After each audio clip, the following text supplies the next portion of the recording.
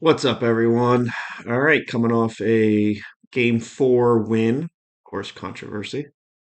Um, and tonight, looking to close it out in game five at the Garden. Last time the Knicks have closed out at home is what, 24 years ago, 20 years ago, whatever it is. It's been a long time. And I think that the Knicks need to close this out tonight. Just end it. Just be done with this team. Um, a little recap on game four. Great start to the game. I thought the Knicks came out with the energy they needed. They tried to put the nail in the coffin of the Pistons, and they almost did, I think. Up 16 with about 2 minutes left in the second quarter. Brunson goes in for a drive and misses the layup that would have put them up 18. Pistons come down, hit a three, and then Tobias Harris gets a 3-point play and then another 3-point play, and then all of a sudden it's a 7-point game at halftime, and you're like, all right, here come the Pistons. I think if that sequence doesn't happen, Brunson hits that layup, I think the Knicks win by 25 points. I think the Pistons were ready to let go of the rope. Like we talked about in the last video, if you put it on the Pistons early, they might let go of the rope. I think they were about to. And the Knicks let them off the mat. Pistons came out in the third quarter and basically took over the game. Went up as much as 11 points, I think, with about 10 minutes left in the fourth quarter. And then Brunson put his cape back on and scored 15 points in the fourth quarter. Carl Anthony Towns hit three of the biggest shots of the series. And then the Knicks won. I mean, I don't think anything else happened after that, right? Nothing worth talking about. Oh, there was a foul, right? Yeah, it was a foul, obviously. It's nice to be on the other end of it. I think that, do I think it defines the series or anything like that? No, because the Pistons were up 11 with 9 minutes left and blew the lead like they've done in every single game of this series. Every fourth quarter, they've had a lead, except for except for game three. The Knicks never gave up the lead in the second half. But in every fourth quarter, they've been outscored by the Knicks. The Knicks have dominated the Pistons in the fourth quarter. And Cade Cunningham had the ball in his hands, down one, 11 seconds left, and missed a shot that Jalen Brunson would make. And this is why people said Jalen Brunson was the best player in this series. And forget who said it. I was watching somebody, and they made a great point. Oh, it might have been Evan and Tiki on WFAN. They made a great point that if it was a clean play to Hardaway where Cade drove and dished to Hardaway in the corner and Hart came running out, they probably would have called the foul. But because it was a broken play and the ball was rolling on the ground, I think that the refs were like, it's a wild sequence. Let's let it go. I also think Hart did a good job of jumping to the side of Hardaway.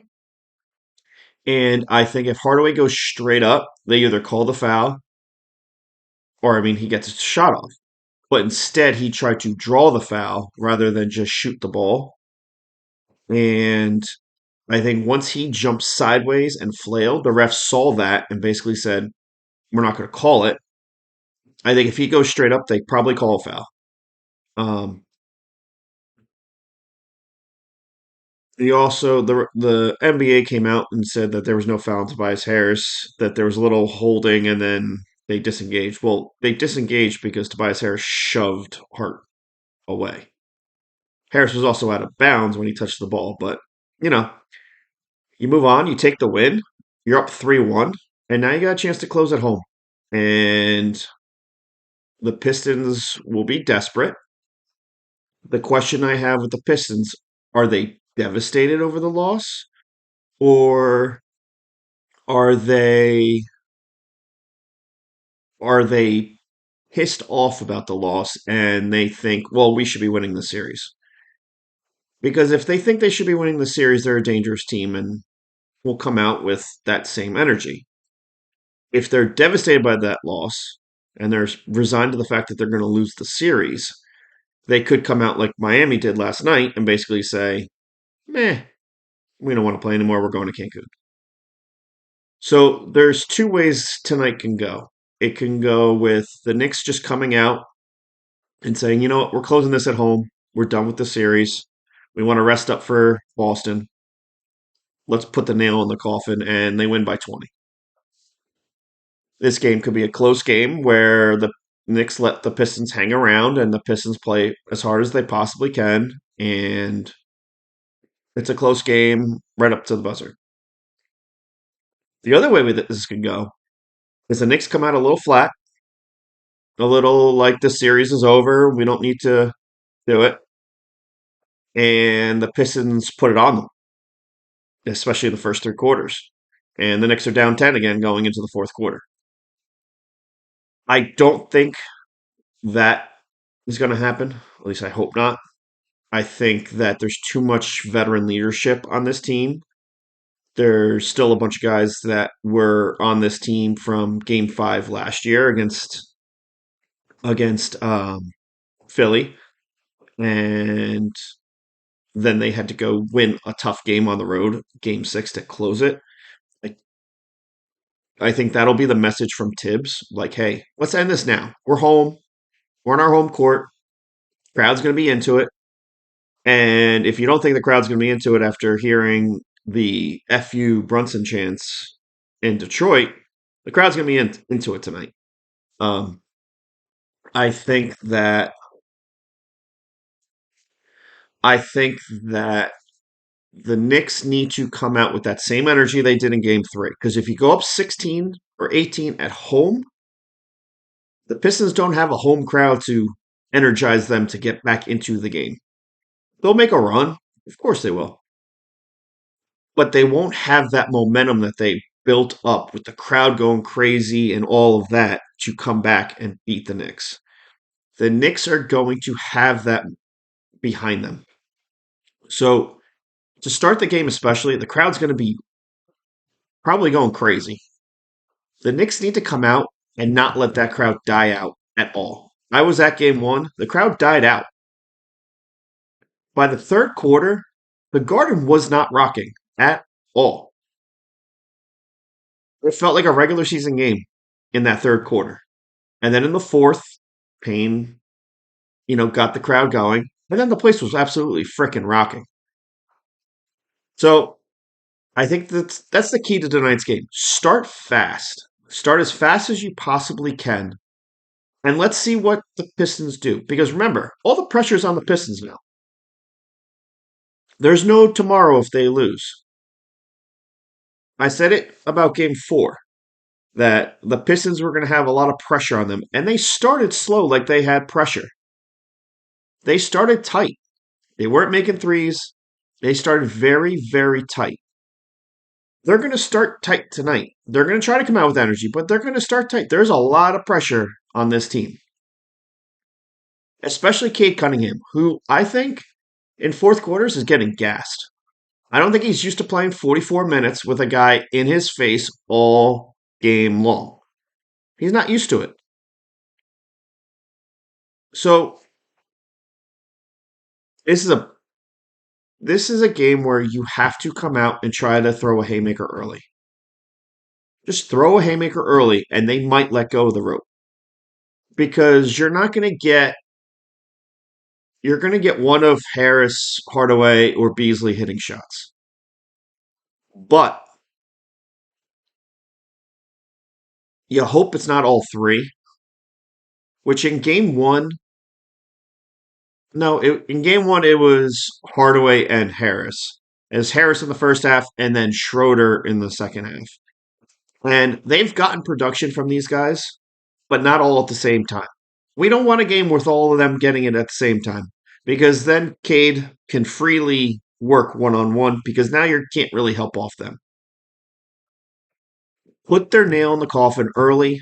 Let's make it a garden party and let's have some fun. All right? Tonight is a big, It's a big game.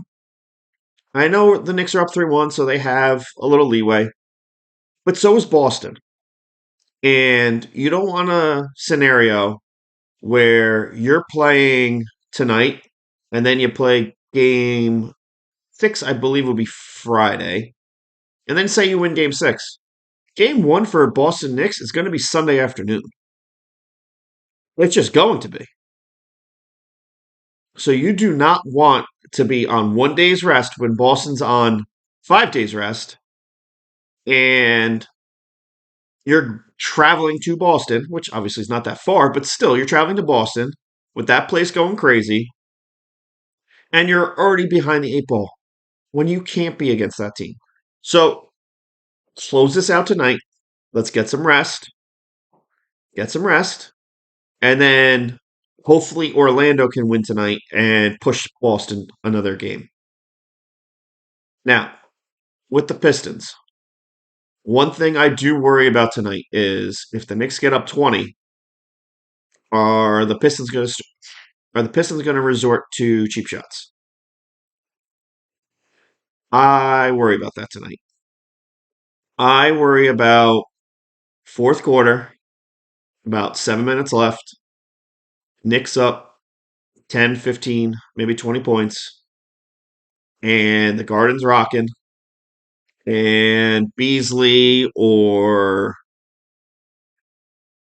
Harris. I don't know if Harris will. He's a vet. Or Hardaway get a little butthurt that they're losing and throw a cheap shot at Brunson or one of these other players on the Knicks. And this is my worry with Tibbs. Knicks get up.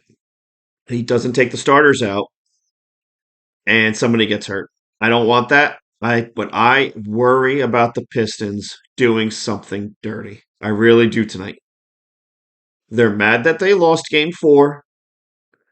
They think the officiating's against them. If they're down tonight and the Garden's rocking and taunting the Pistons, I hope I don't see something dirty. I really do. Now, Isaiah Stewart's probably out, so their dirtiest player's not playing, which is good. But I worry about that. The only adult in that room, and Alan Hahn said this, the only adult in that room is Cade Cunningham. Even JB Bickerstaff, he is not an adult. He is a whiny baby. So I could see him going to like Mike Beasley and being like, hey, send a message. Go send a message. And this narrative that this series should be 3-1 Pistons or 2-2 Pistons, I don't want to hear it. I really don't. Game one, the Knicks were up at halftime. So how did they dominate the first? How did the Pistons dominate the first half? They dominated the third quarter, and then the Knicks dominated them in the fourth, and they won by 10 points. How is that Pistons almost winning the game?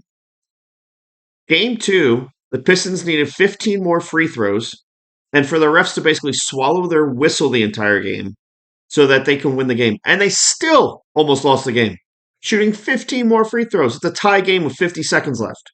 And then Schroeder hits a lucky three. Game three, the Knicks were up 10 to 15 points the entire game. The second half, they never gave up the lead. I don't want to hear that the Pistons almost won game three. Game four, yeah. The Knicks were up by 16 and probably should have knocked them out. They didn't. Give the Pistons credit. They came back, made it a tight game. And guess what? In the fourth quarter, the Knicks outplayed them again. The story of this series is simple. Tight game to start the game, in most of them. Tight game at half. Third quarter, the Pistons play very well. And then the Knicks dominate them in the fourth. That's the story of this series. And the Knicks are up 3-1 because they've dominated in every clutch situation and every fourth quarter. Every fourth quarter, they've dominated. Look at Brunson's stats in the fourth quarter and tell me they haven't dominated the fourth quarter. That's why the Knicks are up 3-1 in this series. Not because of the refs,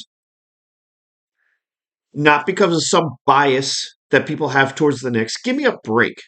The Pistons have basically had a game plan of go foul on every play, and make the refs call it. And when the refs call it, they cry. Bickerstaff is the biggest, whiniest coach I've ever seen in the NBA. He cries over everything. Every little thing, he's crying. I'm tired of it. We had to deal with it last year with the Sixers coach.